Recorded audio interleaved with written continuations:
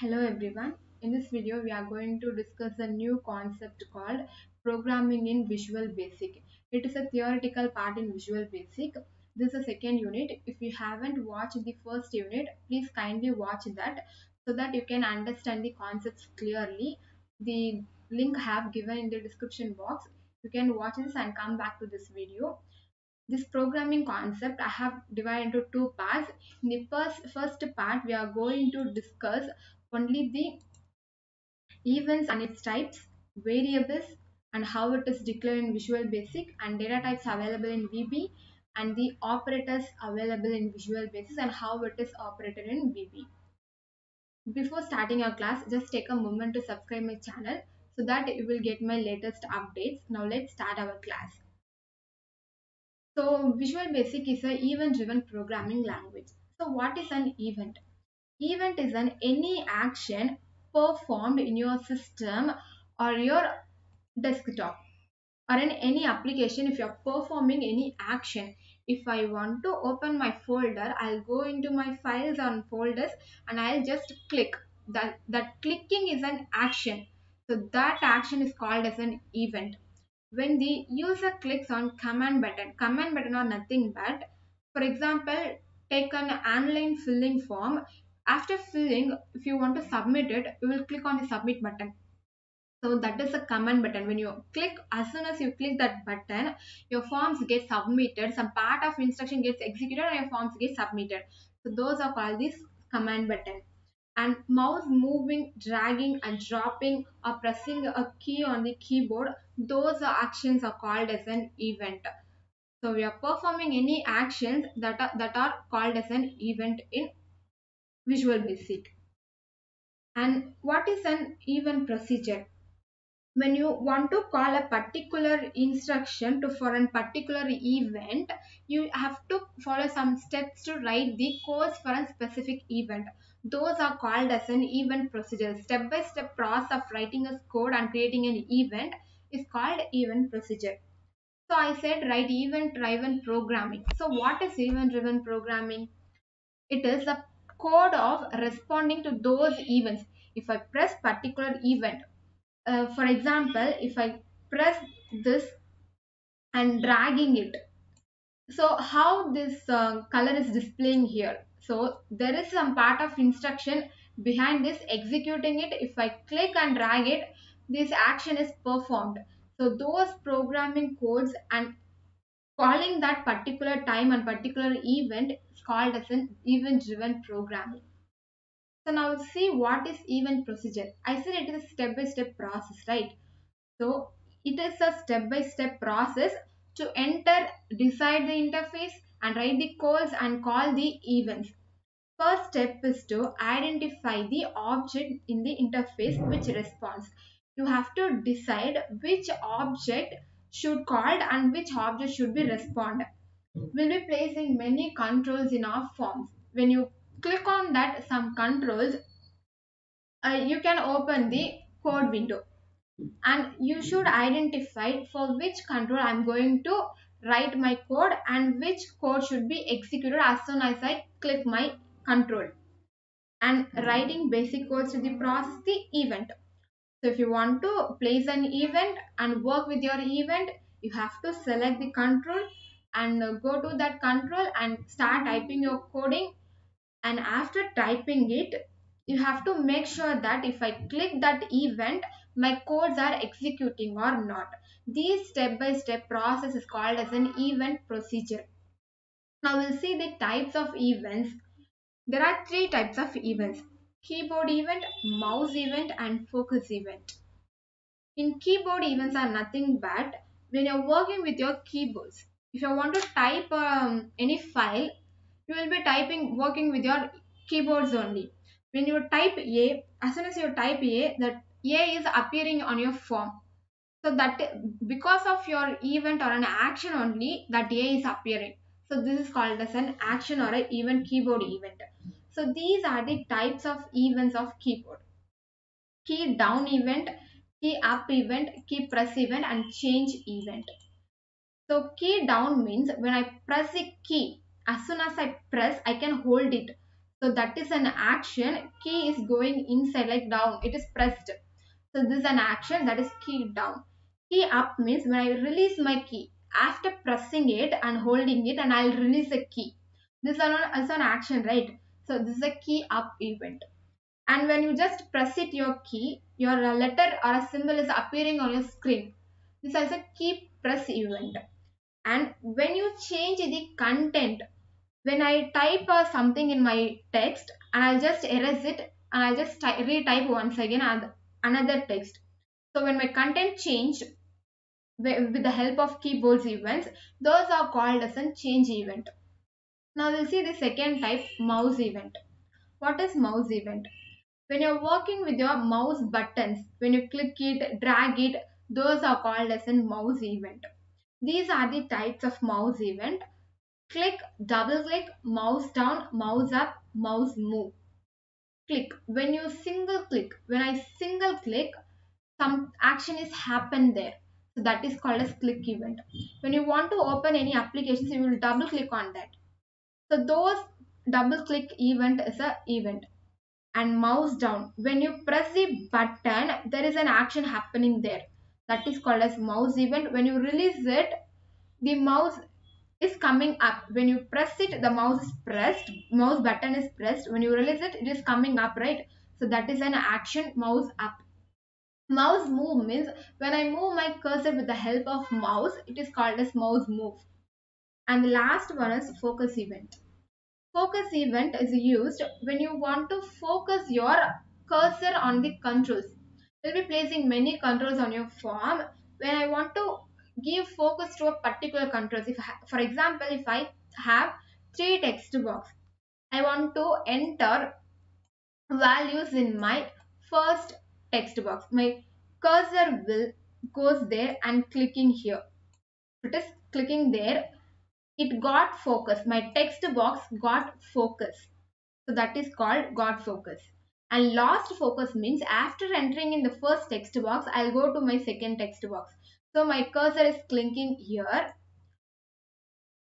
So if I moving to this next text box, my first text box lose its focus. That is called as lost focus. And set focus is if I have three text box, I want to set my focus to the particular text box.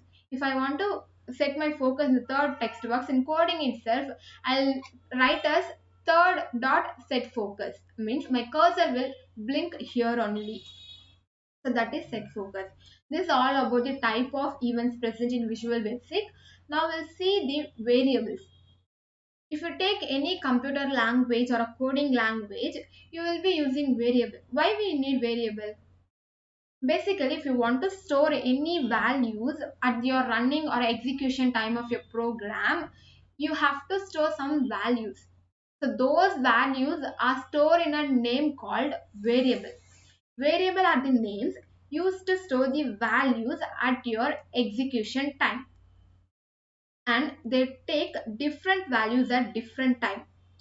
If I'm executing a program multiple times, for the first time I'll give as 1 and 2. For this, the variable hold A and B, A holds 1 and B holds 2. For the next time I'll give as 6 and 5. So variable is a dynamic in nature. It will not fixed at one single values. It will keep changing their values at each time of execution. And the third point is they can access the value of the variable by using their variable name. For example, if I'm performing addition of two numbers, C equals to, if I want to perform 5 plus 6. So my fifth value will be holding by A. My sixth value will be holding by B.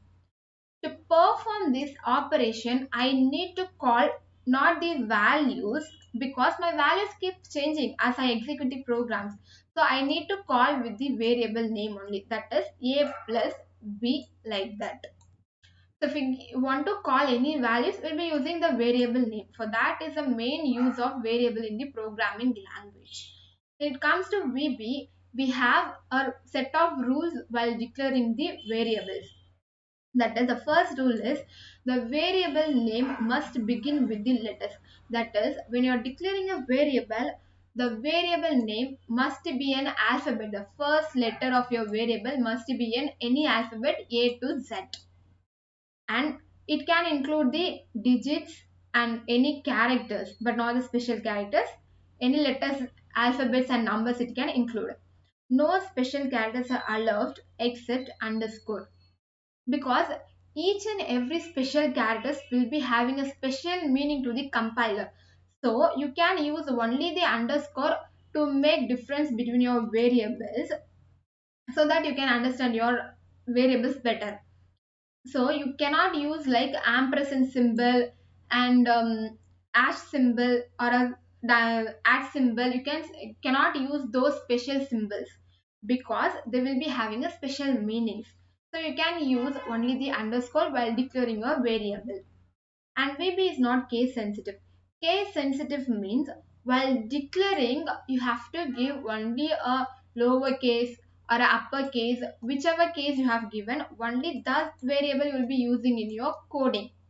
So when it comes to VB, you can declare it however you wish. The VB will translate it automatically to its usage. So you can declare it however you want to declare it. So VB is not case sensitive. And the fourth point is appropriate variable must be chosen to indicate their role in the programming. When you're performing the addition program, you cannot give the variable as subtraction because it will not relate to your program. So whatever variable you are declaring, it should relate to your programs. And the fifth rule is that whenever you are declaring a variable, it should not exceed the 255 characters. That is, your variable length should be within 255 characters. Now let's see the declaring the variable. Basically, declaration of variable in VB, we have three declaration. That is explicit declaration, implicit declaration, and one more is using option explicit declaration. So this first declaration is typing, declaring a variable with the help of data types. The as type is mentioned in your declaration. For example, dim num1 as integer. The number 1 variable can hold only the integer part of the values. So you cannot give character to the num1. And likewise, welcome can hold only the set of characters and not the integer variables. So the data types declared at the explicit declaration. When it comes to implicit declaration, you don't have to declare the data type or a as type. When you are declaring a variable, you cannot give like as type, because the as type means it will restrict the value to hold the values. If the variable is declared as a integer, it can hold only the integer. If I'm not declaring any type, it can hold any number of or any type of values. So these type of declaration are called as variant data type. The variant data type can hold any type of data. So explicit means the as type or the data type is declared. Implicit data type as type is not declared. The VB advice is that implicit declaration is not advisable because it will not be like restrict your program. When you declare a type, you can give only those values. When you're not restricting your type, you can give any number of values. So it leads to a confusion. So always it is advisable to use only the explicit declaration. And the third type is using option explicit. This means you have to use only the variables which you have declared. If you're not using the variable, you should not declare it. When you declared and not using the variable in your coding, it will display a message that the particular variable is declared but it haven't used. So always you have to use only the declared variable. If you're not using, just don't declare the variable. Now let's start the data types used in Visual Basic. There are seven data types available in Visual Basic. So why we need data types? As I said in variable declaration, the type of data is mentioned. If you declare the type of data the variable can store, it can uh, tell your compiler that the particular variable can hold only the particular data types. So we have 7 data types in Visual Basic. The numeric data type to hold the numerical values. It will consist only the numbers which allows us to perform the mathematical calculations like addition, multiplication, subtraction, like that. It has the numerical values, that is a fractional parts, the bills, long, int, and integer values, everything will come under this numeric data types. And byte data type. Byte data type is used to hold the binary values. It can hold the values in zeros and ones. When you're dealing with the zeros and ones or bit levels, you have to use the byte data type. The string data type is used to hold the string type of variables. It can have a fixed length string also, and the variable length string means you can extend the type of strings you are using, and you can increase the length of it in a variable length string, and in fixed length string you cannot increase the length. It should be only to the specified condition. It can hold only to the one characters to 65,400 values only. So the string data type is used to hold the strings like set of characters. It should enclosed only between the double quotes, opening and closing double quotations. It will store values more than one characters, but between 64,400 values only. Date variable or a date data type.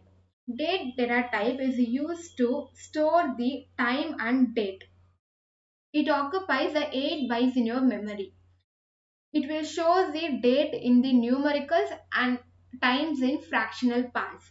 And Boolean variable or Boolean data types. These type of data types are used to hold or state only two state, that is true for one and zero for false. If you want to make a decision like true or false, you can use it Boolean data types. And the object data type. Object data type is used to hold the reference of your object placed on your form. If you're placing various controls and you're declaring a variable for those controls, you can use the object data type. And the variant data type. In the variable declaration itself, I have said that variant variable is a special data types in which it can hold the previous six data types also can hold the variant variables. With the help of variant data type, we can declare a variable which can hold any kind of data or any kind of values. Now let's see the operators. There are three types of operators available in Visual Basic. So what is operators? It is a symbol that tells a compiler to perform some calculations or a conditions or to make a decisions. It is a symbol to perform some task or a condition. So we have three types of operator: arithmetic operator, relational operator, and logical operator. The first one is arithmetic operator.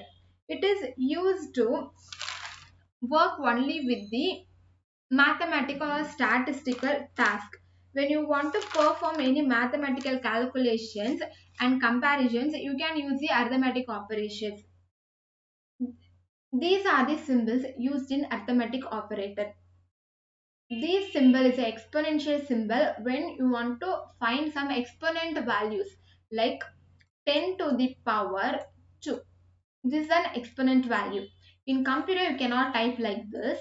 So you can give as m exponent symbol n. This prints it 10 to the power 2, that is 100. This plus, you all know that it is used to perform the addition, and this is subtraction, and this asterisk symbol tells that multiplication. This symbol tells that to perform division. And the modulus. Modulus is the mod symbol.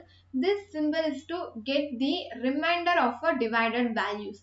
If I want to divide 10 and 3, I'll not get the quotient value when I'm using mod. I'll get the remainder value. To get the remainder value, you have to use the mod symbol. And string concatenation operator. It is the ampersand symbol. With the help of this, we can concatenate two strings. In the output now we'll be printing like the addition of two number is. You can enclose it in a double quotation, and you can use the ampersand symbol and print your result. So with the help of concatenation operator, you can concatenate or join the two words or two statements. The second one is the relational operator. Relational operator is used to compare two values or two data. When you want to make a comparison and and make a decision, you have to use the relational operator. These are the symbols available in the relational operator. This equals to symbol is used to assign a values and also to compare whether the left hand value is equals to right hand value or not.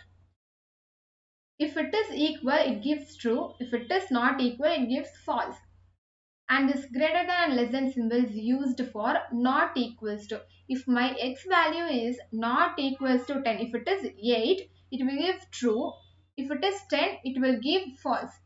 Less than and greater than symbol are used to find my given value is less than the specified value. If it is less, it will give true. If it is greater than, it will give false. In this condition, it will give true if it is greater. It will give false if it is smaller than this 5. And less than equals to or greater than equals to. In less than equals to the symbol, the value, the given value must be less than or equals to 10. If it is 10 also, it will give true. Likewise, for greater than or equals to 5. If my given value is 5 also, it will display true. If it is 4, it will display false. And the logical operator. The relational operator is to specify some condition. When you want to test more than two conditions at a time, like combining two relational operations or an expression. Two relational operations are combined to perform or to decide more than two conditions. For that purpose, we are using a logical operator. This logical operator are worked in a bit level. So these are the symbols used to perform those conditions. If I want to test my two conditions, not means it will negate your condition. If it is true, it will return as false. If it is false, it will return as true. 1 means true, 0 means false. And the and symbol, if you are giving two conditions, both the conditions should be true. If any one of the conditions fail also, it will give as false. Here true, true, true. If any one condition fail, it will give false. The logical operator is used to check whether any one should be true. If my value 1 is true or both is true, it will give us true. If any one condition satisfies also, it will give true. If both fails, it will give false. If it is both the false, it will give as false. Any one condition true means it will give us true. In this part, we have learned about the events and its types, the event procedures and event-driven programming, variables, operators and the data types, how it is declared and how the uh, operators are used and how many data types are available in Visual Basic. Everything we have discussed in this part. In the next part, we will be discussing the REM statement and the built-in functions available in Visual Basics. So don't forget to subscribe my channel. If you like, just press the like icon and share to your friends so that it will be useful for your friends also. I hope this video will help you, and stay connected. Support me for more contents. And if you haven't watched my unit 1, I'll give the link in the description box. You can see it and just watch the unit 1 and then come for the unit 2 so that you can understand each and every contents. And don't go anywhere. Stay safe. Bye bye. Take care.